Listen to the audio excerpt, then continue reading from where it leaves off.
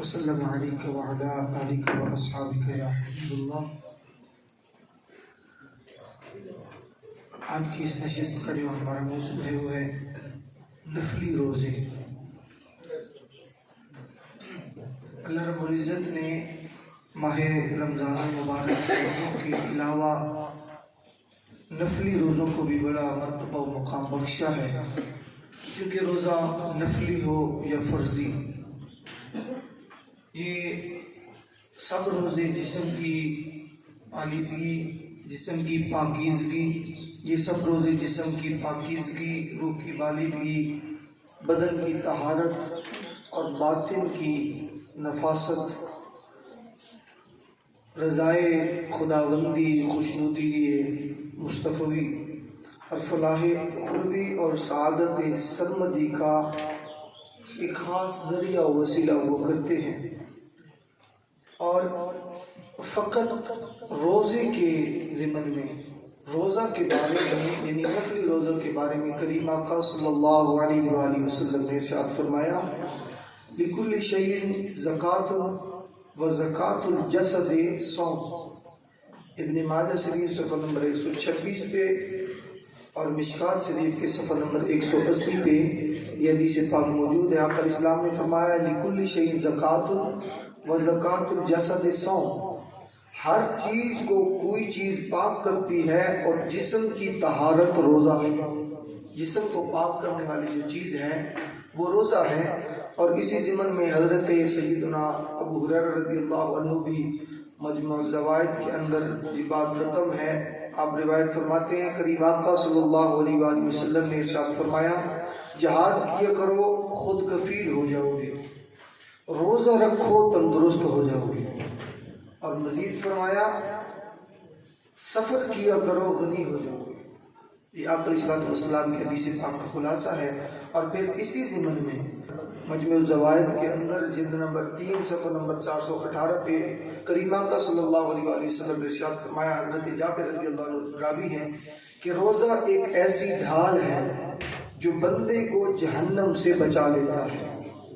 اور پھر آگے مزید آپ نے فرمایا، حضرت سیدنا عثمان ابن ابو العاص رضی اللہ عنہ روایت کرتے ہیں، جو کہ صحیح ابن خزیمہ جلد نمبر 3 صفحہ نمبر 301 پہ موجود ہے یہ بات، کہ آقا صلی اللہ علیہ وسلم نے فرمایا، جس طرح تم میں سے کسی کے پاس لڑائی کے دوران بچاؤ کے لیے ایک ڈھال ہوتی ہے، اسی طرح روزہ جہنم سے تمہاری ڈھال ہے۔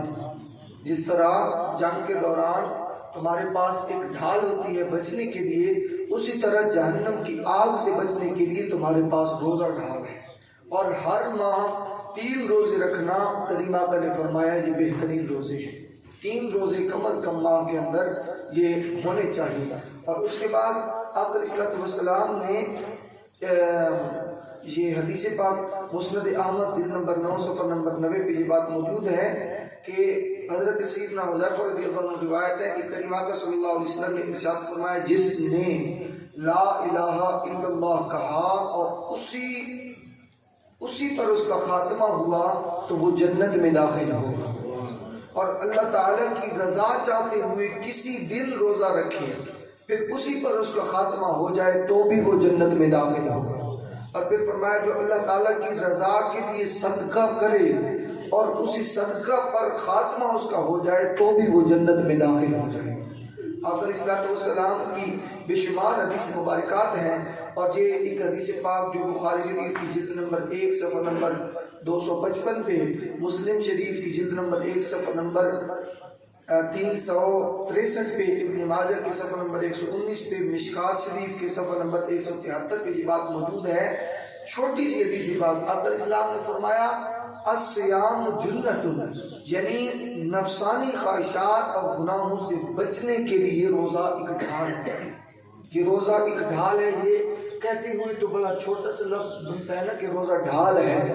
یہ روزہ ساری جتنی بھی مصائب اور مشکلات دوزخ ہیں ان سے بچا کر بندے کو جنت میں داخل کر دے گا۔ یہ ڈھال کا مطلب یہاں بندے کو، لوگوں کو لگتا ہے کہ ڈھال کیا ہوتا ہے، تو ڈھال وہ ہوتی ہے جو دشمن کے حملے کو روک کر بندے کے جسم کو بچا لیتی ہے، اسے ڈھال کہتے ہیں۔ اور یہ دنیاوی ڈھال کی بات نہیں ہے، قیامت کے روز آگ کی ڈھال کا نام روزہ ہے، جو آگ قیامت کے روز، قیامت کے دن جو دوزخ کی آگ سے بچائے گی، یہ اس ڈھال کا ذکر ہے۔ اور پھر ایک اور مقام پہ در منصور کے اندر یہ بات موجود ہے، مجمع الزوائد کے اندر بھی موجود ہے، مشکات شریف مسند احمد کے اندر بھی یہ بات موجود ہے۔ آقا علیہ السلام نے فرمایا بے شک روزہ میری امت کے لیے خواہشات کو توڑنے والا ہے، یعنی روزہ نفسانی خواہشات مٹانے کے لیے ممد و معاون ہوتا ہے۔ اور حضرت ابو سعید خدری رضی اللہ عنہ سے مروی ہے، آقا علیہ السلام نے فرمایا کہ جو بندہ، جو شخص، جو آدمی اللہ کے راستے میں رضائے الہی کے لیے ایک دن کا روزہ رکھتا ہے، ایک دن کا روزہ رکھتا ہے یا رکھے گا، تو اللہ تعالیٰ اس کو 70 سال کی مسافرت کے برابر جہنم سے دور فرما دے گا۔ ایک دن کا روزہ اللہ کی رضا کے لیے جو بندہ رکھے گا، اللہ رب العزت اسے یہ 70 سال کی مسافرت کے برابر آگ سے دور فرما دے گا۔ اور اسی مضمون کی ایک روایت حضرت سیدنا ابو ہریرہ رضی اللہ عنہ آپ بھی روایت فرماتے ہیں کہ آقا علیہ السلام نے فرمایا من صام یوما فی سبیل اللہ زحزح اللہ وجہہ عن النار 70 خریفا۔ آقا علیہ السلام نے فرمایا جس نے اللہ کی رضا کے لیے ایک دن کا روزہ رکھا، اللہ تعالیٰ اس کے اور آگ کے درمیان آسمان اور زمین کے برابر، آسمان اور زمین کے برابر ایک خندق تیار فرما دے گا۔ دوزخ اور بندے کے درمیان جتنا فاصلہ ہے نا زمین و آسمان کے درمیان کا، اتنی بڑی اللہ رب العزت دیوار تیار فرما دے گا ایک روزہ جو رضائے الہی کے لیے رکھتا ہے۔ تو یہ ایک اور حضرت ابو امامہ رضی اللہ عنہ بیان کرتے ہیں، ترمذی شریف کے حدیث پاک اور مشکات شریف میں بھی یہ بات موجود ہے، قال رسول اللہ صلی اللہ علیہ وسلم من صام یوما فی سبیل اللہ جعل اللہ بینہ وبین النار خندقا کما بین السماء والارض۔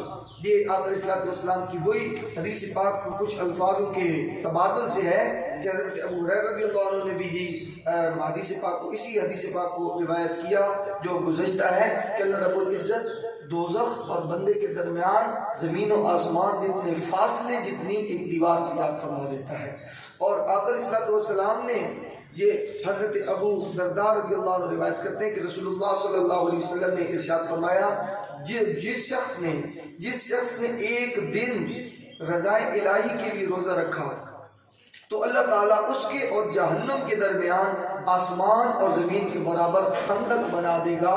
یہی حدیث پاک حضرت ابو درداء نے بھی روایت کی جو کہ ترغیب و ترہیب میں بھی موجود ہے اور طبرانی شریف میں بھی یہ بات موجود ہے۔ تو یہ نفلی روزوں کی یہ فضائل و فضیلتیں ہیں، اور یہ جو احادیث مبارکات آپ لوگوں کے سامنے رکھی گئی یہ نفلی روزوں کی فضائل و کمالات ہیں، یعنی جو بندہ ماہ رمضان کے علاوہ نفلی روزہ رکھے گا اللہ رب العزت اس پر یہ نوازشات عطا فرمائے گا۔ اور نفلی روزہ اگر رکھ دیا تو واضح رہے کہ نفلی روزہ کی نیت زوال سے قبل جب چاہے کر سکتا ہے۔ روزمرہ کے جو بھی دن گزر رہے ہوتے ہیں، زوال سے پہلے کچھ کھائے پیے نہ ہو تو یہ نفلی روزہ کی نیت بندہ کر سکتا ہے، مسلم شریف اور مشکات شریف کے حوالے سے۔ اور اگر نفلی روزہ پورا کرنے سے پہلے ہی افطار کر دیا، رکھا نفلی روزہ تھا لیکن پورا کرنے سے پہلے توڑ دیا ہے تو بعد میں اس کی قضا دینا ہوگا۔ ترمذی شریف کے حوالہ سے، ابو داؤد شریف کے حوالہ سے اور مشکات شریف کے حوالہ سے یہ مسئلہ اخذ ہوا ہے کہ اگر توڑ دیا، روزہ نفلی پورا نہیں کیا تو اس کی قضا دینا ضروری ہوگی۔ اب یہ ضروری ہے سمجھ میں آنا، اور اس چیز کی معلومات اب ضروری ہے کہ نفلی روزوں میں کیا کیا ہے، یعنی کون سے نفلی روزے ہوں گے۔ ایام بیت کے روزے یہ نفلی روزے ہیں، یعنی چاند ہر مہینے کے چاند کی 13، 14 اور 15 تاریخ انہیں ایام بیت کہا جاتا ہے۔ ویسے تو بیت کا جو اصل لفظی معنی ہے وہ سفیدی ہے، اور اس کی جو تشبیہ ہے وہ چاندی کے ساتھ دی جاتی ہے۔ چاندی از اول تا آخر مکمل رات ایک جیسی ہی رہتی ہے۔ اس کے بعد اس کی ایک اور حکمت بھی ہے ایام بیعت کی کہ جب حضرت آدم علیہ نبی جناب علیہ الصلوۃ والسلام کو زمین پہ اتارا گیا تھا تو حضرت آدم علیہ السلام کا جو جسم تھا وہ خطا کی وجہ سے جو اللہ تعالیٰ کی جس طرح منشا تھی یا جو بھی راز تھا، حضرت آدم علیہ السلام کو زمین پہ اتارا گیا تو گندم کھانے کی وجہ سے حضرت آدم علیہ السلام کا جسم جو تھا وہ سیاہ ہو گیا تھا۔ تو اس وقت حضرت جبریل امین کے کہنے پر آپ نے ان تاریخوں یعنی 13، 14 اور 15 ماہ کی 13، 14 اور 15 تاریخ کو روزے رکھے تو آپ کا جسم مبارک پہلے کی طرح روشن اور سفید ہو گئے۔ اور حضرت ابو ذر غفاری رضی اللہ عنہ بھی روایت کرتے ہیں، ترمذی شریف، نسائی شریف، مشکات شریف میں یہ بات موجود ہے کہ آقا علیہ الصلوۃ والسلام نے فرمایا، اے ابو ذر جب تو مہینے میں 3 دنوں کے روزے رکھنا چاہے تو 13، 14 اور 15 تاریخ کے روزے رکھنا۔ یہ آقا علیہ الصلوۃ والسلام کے حدیث پاک سے بھی یہ ایک حوالہ ملتا ہے 3 روزوں کا۔ اور اس کے بعد نفلی روزوں میں سے عاشورہ کا روزہ بھی ہے اور تاسوعہ کا روزہ بھی ہے۔ تاسوعہ یہ جو عاشورہ 10ویں تاریخ کو منعقد ہوتا ہے اور تاسوعہ جو یہ روزہ ہے یہ 9ویں تاریخ کو کہا جاتا ہے۔ تو اس کے بارے میں حضرت ام المؤمنین سیدہ عائشہ رضی اللہ عنہ بیان فرماتی ہیں کہ آقا علیہ الصلوۃ والسلام 10 محرم کے دن روزہ رکھنے کا حکم دیا کرتے تھے۔ جب رمضان کے روزے فرض کر دیے گئے تو پھر جو چاہتا روزہ رکھ لیتا، جو چاہتا چھوڑ دیتا۔ یہ بخاری شریف کے حدیث پاک اور مسلم شریف دونوں میں موجود ہے یہ بات۔ اور اس کے بعد اور نفلی روزوں میں سے شوال کے 6 روزے، ماہ شوال میں 6 روزے بھی مسنون ہیں۔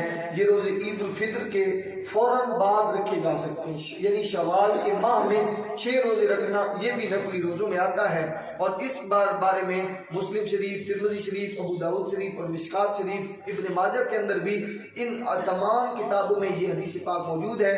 حضرت ابو ایوب انصاری رضی اللہ عنہ سے روایت ہے کہ رسول اللہ صلی اللہ علیہ وسلم نے فرمایا، جس نے ماہ رمضان کے روزے رکھے اور پھر اس کے بعد شوال کے مہینے میں یعنی کہ عید کے مہینے میں 6 روزے رکھے تو یہ سال کے روزوں کے برابر ہیں، یعنی اسے پورے سال کے روزوں کا اللہ رب العزت ثواب عطا فرماتا ہے۔ یہ 6 روزے رمضان کے بعد اگر نفلی رکھے جائیں تو یہ بھی بڑی پتے کی بات اور بڑے مستند قسم کے روزے ہیں کہ 6 روزے رکھنے کی وجہ سے اللہ رب العزت پورے سال کے روزوں کا ثواب عطا فرما دیتا ہے۔ اور اس کے بعد نفلی روزوں میں سے ایک روزہ یوم عرفہ کا ہے، یعنی ماہ ذوالحجہ کی 9 تاریخ کو یوم عرفہ کہا جاتا ہے۔ حاجیوں کے لیے عرفہ کے دن میدان عرفات میں روزہ رکھنا منع ہے، حاجیوں کے لیے روزہ رکھنا منع ہے، ابو داؤد شریف اور مشکات شریف کے حوالے سے، جبکہ دیگر مسلمانوں کے لیے یہ روزہ بڑی فضیلت کا حامل ہے۔ جس طرح مسلم شریف کے حدیث پاک کریم آقا صلی اللہ علیہ وسلم سے عرفہ کے روزہ کے متعلق پوچھا گیا کہ اس کا ثواب کس قدر ہے،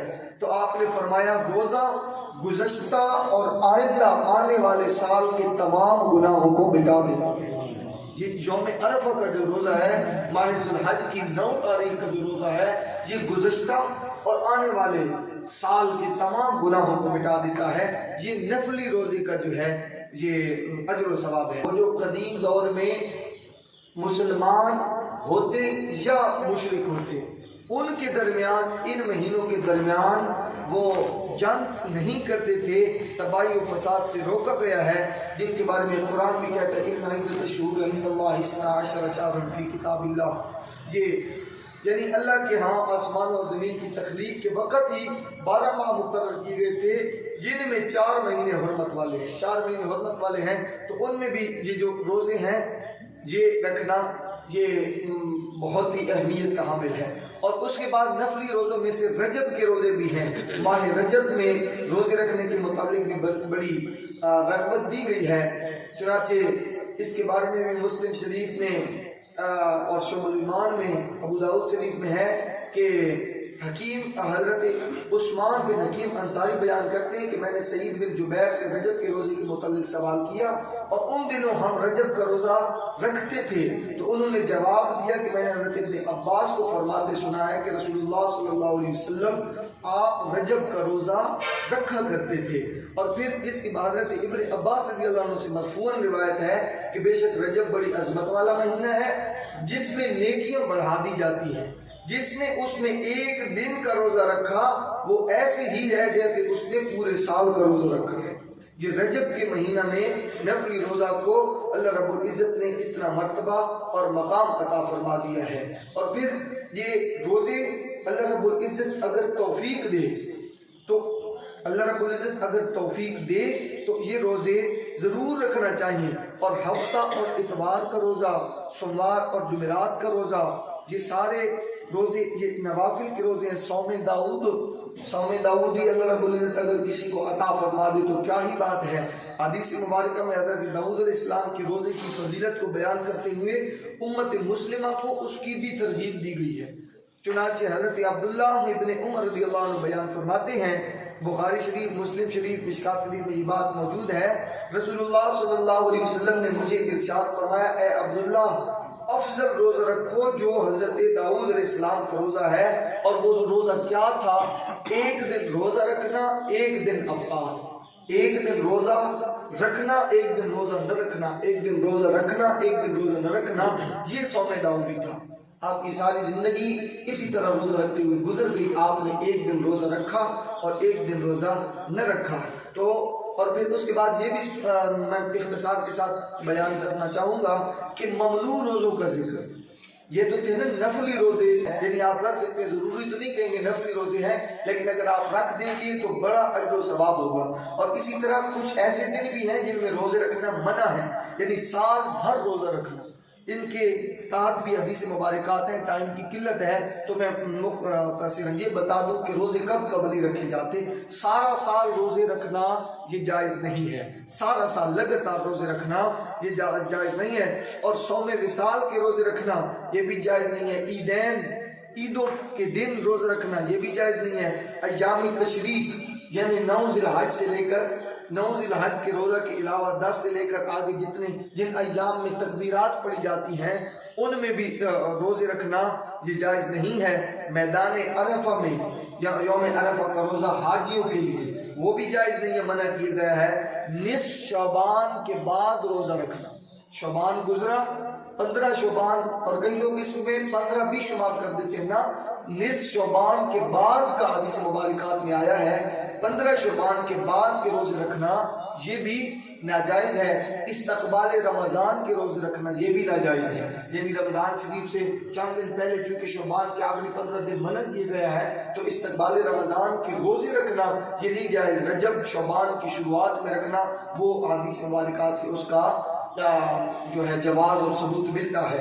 اور یوم شک کا روزہ رکھنا یہ بھی ممنوع ہے۔ یوم شک کا روزہ کیسے کہ شعبان جس طرح ابھی گزرا ہے تو شعبان کی 30ویں رات کو خیال ہوتا ہے کہ شاید آج رمضان کا چاند نکل آئے، اگر کوئی حتمی صورت نہ آ سکے، حتمی اعلان بھی نہ ہو اور اگلے دن روزہ شک کا رکھ دینا کہ ہو سکتے چاند نظر آیا ہو ہمیں نہ نظر آیا ہو سکتے چاند نکلا ہو ہمیں نہ نظر آیا ہو، وہ یوم شک کا روزہ کہلاتا ہے، وہ بھی ممنوع ہے۔ اور صرف جمعۃ المبارک کا روزہ رکھنا، سارے ایام کو چھوڑ کر صرف جمعہ کا اور صرف ہفتہ کا روزہ رکھنا یہ بھی ممنوع ہے حدیث مبارکات کی روشنی میں۔ اور اللہ رب العزت ہمیں ان سب معاملات کو سمجھنے کی توفیق عطا فرمائے، اور اللہ رب العزت اتنے فضائل و کمالات کے والے نفلی روزے، اللہ رب العزت ہمیں اپنی روزمرہ زندگی میں نفلی روزوں کی عادت بنانے کی بھی توفیق عطا فرمائے۔